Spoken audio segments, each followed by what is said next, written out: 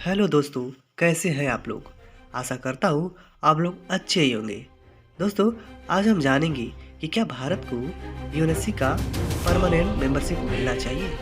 UNSC, इसको हम United Nations security council बोलते हैं।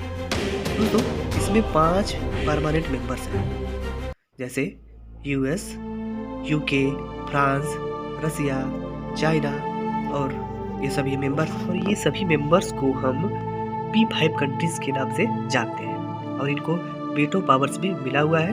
हम आपको आगे बताएंगे कि वीटो पावर्स क्या होता है। और दोस्तों 10 नॉन परमानेंट मेंबर भी हैं और इसमें भारत उसका मेंबर है।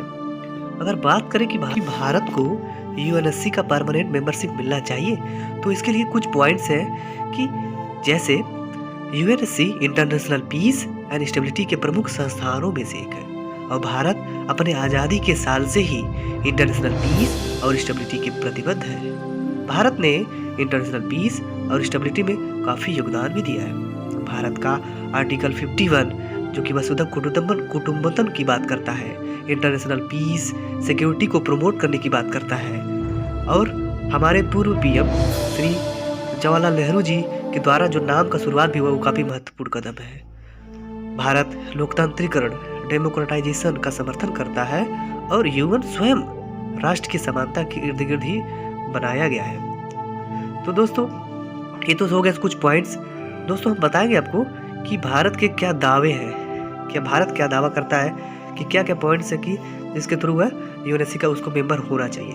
भारत एक बहुत बड़ा पूरे विश्व का सक्सेसफुल डेमोक्रेसी कंट्री है। भारत एक पीस लविंग कंट्री भी है और एक जिम्मेदार न्यूक्लियर पावर कंट्री है। और जैसा कि भारत की पॉलिसी भी है कि वह नो फर्स्ट यूज पॉलिसी, मतलब कि पहले तो हम बम फोड़ेंगे नहीं, लेकिन अगर आप कोई बम फोड़ते हैं तो हम छोड़ेंगे भी नहीं। ये भारत की न्यूक्लियर पॉलिसी है। भारत एक फास्टेस्ट ग्रोइंग इकोनॉमी है और डेवलपमेंट और सस्टेनेबिलिटी को बैलेंस करने के लिए प्रतिबद्ध भी है। भारत का रोल सराहनीय है। जैसे भारत डेवलपिंग कंट्री का लीडर बनकर उभरा है, जैसे उसने नाम में योगदान दिया।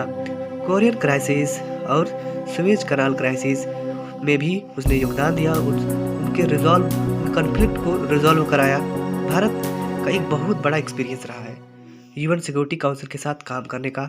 भारत 3 से 4 बार नॉन परमानेंट मेंबर्स भी यूएनएससी का रह चुका है और इसकी वजह से ये सब रीजन्स हैं जो भारत को सूटेबल बनाते हैं यूएनएससी के परमानेंट मेंबर के लिए।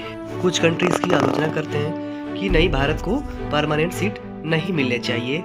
जैसे चाइना ही है, वो कहता है कि भारत एक पीसफुल कंट्री नहीं है और भारत की हमेशा ये टेंडेंसी रही है कि वह एक्सपेंशनिज्म करता है, मतलब वह विस्तारवाद करता है। भारत विस्तारवाद नहीं करता।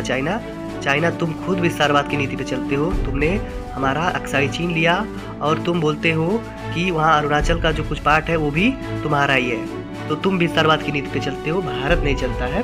अमेरिका पाकिस्तान है तो भी कहता है कि भारत लाइन का वॉयलेट किया, वह पाकिस्तान में घुसा। अरे पाकिस्तान में कहाँ घुसा?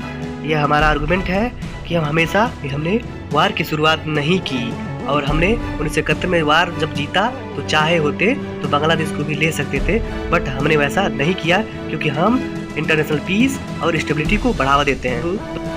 1991 में जब इराक वार हो रहा था तो उस समय एक रेजोल्यूशन लाया गया था जिस पे इराक पे हमला करने के लिए रेजोल्यूशन था और भारत ने इसका अपोज किया। भारत वहाँ पर अपोज कर रहा था और लेकिन वहाँ पर अमेरिका उस बात को नहीं माना। तो कहीं ना कहीं ये देखा गया कि अगर भारत के पास वीटो पावर रहा होता तो भारत इसको रोक सकता था। और तो दोस्तों, ये सब वजह है जिसकी वजह से भारत को मेंबरशिप मिलना चाहिए। दोस्तों, वीडियो कैसी लगी कमेंट में ज़रूर बताएं और शेयर करें, सब्सक्राइब करें। Thank you.